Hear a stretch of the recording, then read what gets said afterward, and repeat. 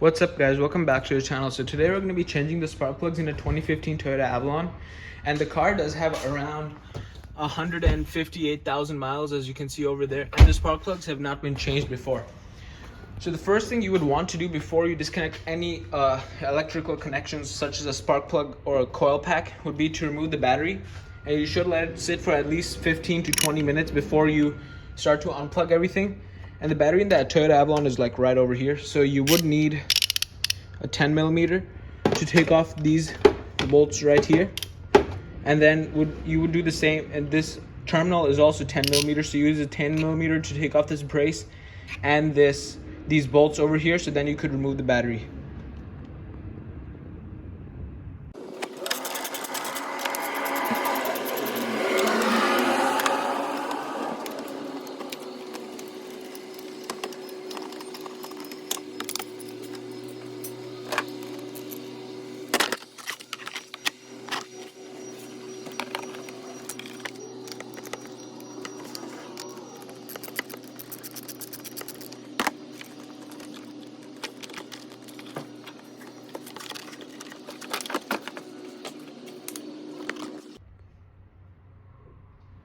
Okay, as you guys can see, I removed the brace and the battery and I put it on the side.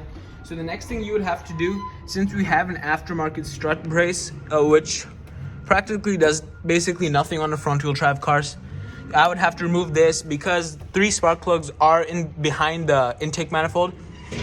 Let me show you the front 3. They're right underneath this engine cover. You take that off, put it on the side. So these are the front 3 coil packs, and I don't know if you guys can see it properly, but 3 of the coil packs are behind this intake manifold. So the next thing I would have to do to get the intake off would be to remove this aftermarket strut brace.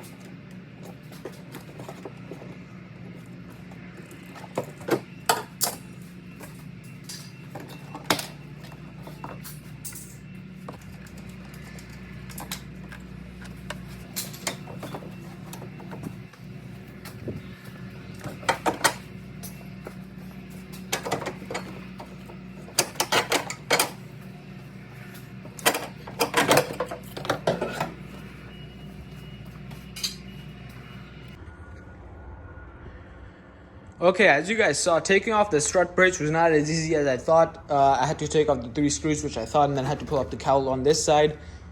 That's what is pretty much done.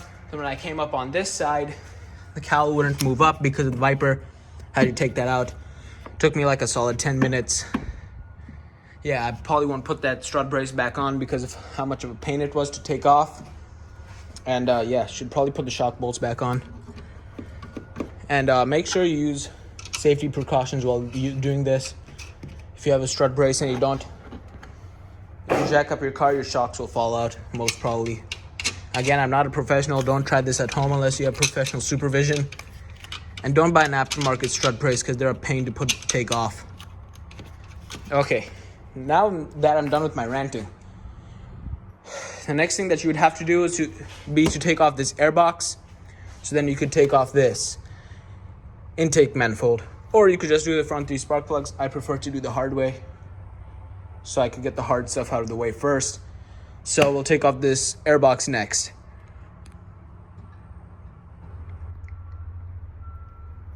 Okay guys, a little change of plans here. As you guys heard in the previous clip, I said you would have to take off this airbox. What I'm going to try to do is not take off this airbox and just take off this hose, as it kind of looks like. If you unplug this, I think it's a vacuum hose. It might be a PCV hose. I'm not really sure what it is. From this little clip thing, remove this little other plastic thing, and you should be able to take off these two spring-loaded, I don't know what you call them, whatever these type of clamps are. There's too many different names of clamps on this car. So take this off, and this is the throttle body. So once everything is disconnected, I think I should be able to take off the intake and access the spark plugs in the back. Kind of makes it a little bit easier not having to take off these this airbox, excuse me, and not disconnect these vacuum hoses. So then hopefully it should be a little bit easier.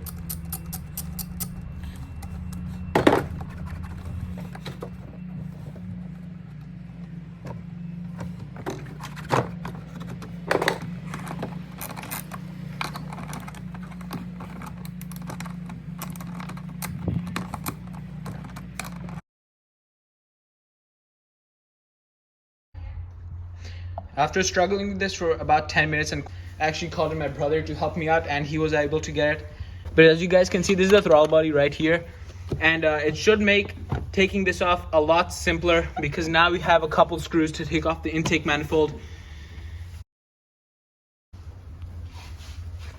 And to take this piece off, I forgot to mention it was a 10mm.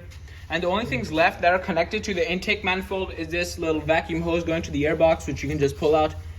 And then this, I don't even know what this is called, probably another vacuum hose that I took off from the valve cover. And now I think there are like 1, 2, 3, 4, 5, 6, 7, or 8 screws.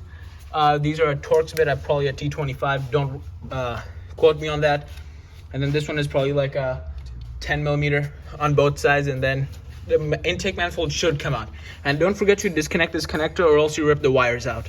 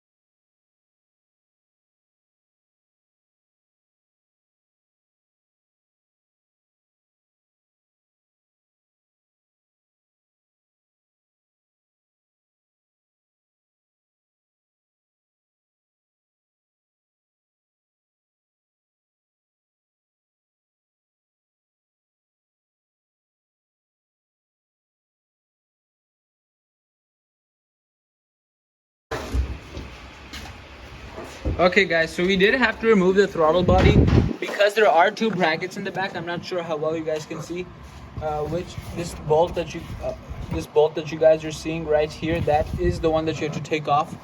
And in order to take that off, you have to take off this throttle body, which we have right here.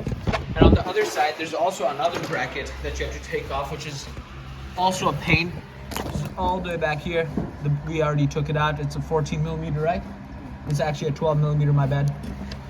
And after that, you should be able to remove this intake manifold.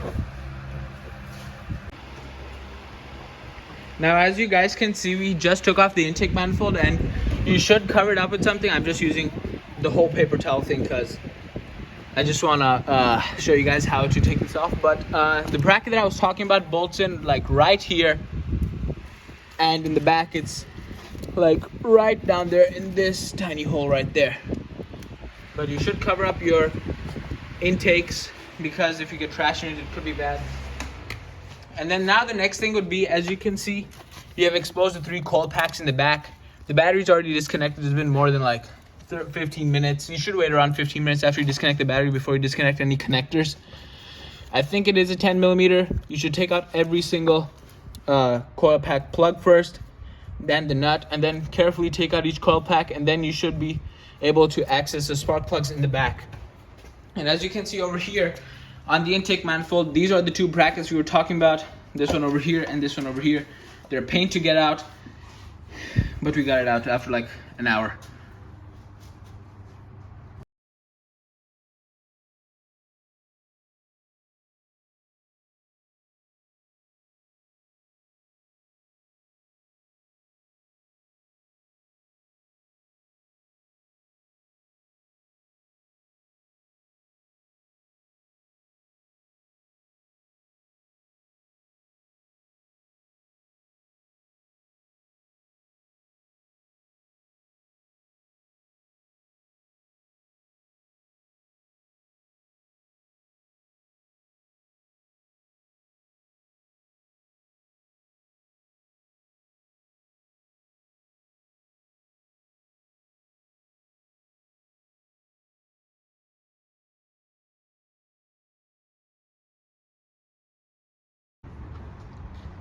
As you guys saw in the previous clip, we removed the front 3 spark plugs out of the car, and we did actually put tissues in there so there's no trash in there, and we covered up with another tissue.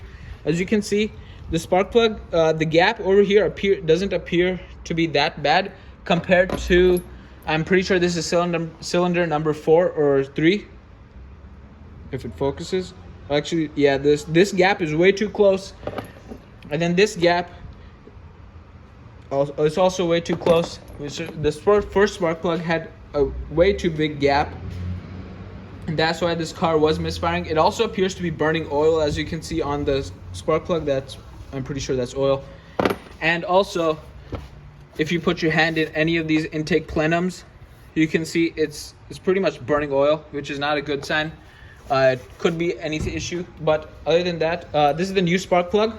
As you can see, this gap is actually, it focuses on point, is clean, and we did buy these from Toyota themselves, so they should last around like 80,000 to 100,000 miles.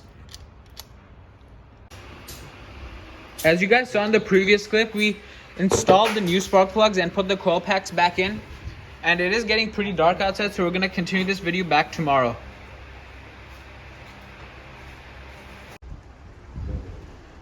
As you guys saw in the time lapse, we did have to take off these bolts that hold in the wiring harness mounts, and then we took out the 3 spark plugs in the back.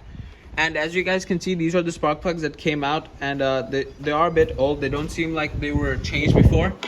And also, since we did take off the intake, we bought these intake plenum gaskets that you can put back on the intake manifold, and you can replace them. See, this is the old one and this is the new one. After changing the 3 spark plugs in the back, we then proceeded to put the intake manifold back on, and we did put back the 2 screws in the back. We put back the throttle body, the pipe that goes from the airbox to the throttle body, and now we're installing the battery.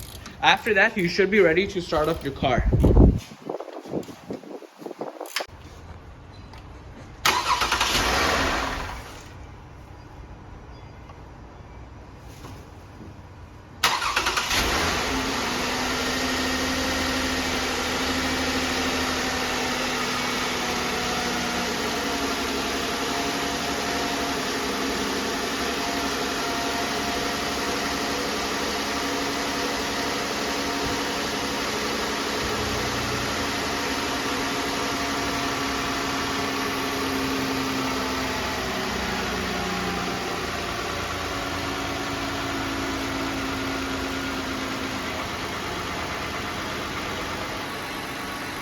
As you guys saw in the previous clip, we started the car for the first time after installing the spark plugs.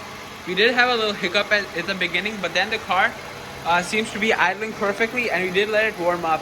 And as you guys can also see, there is no check engine light on at the moment, and that means we did a good job. And the car seems to be idling perfectly. So thank you all for watching. Don't forget to like, subscribe, and share.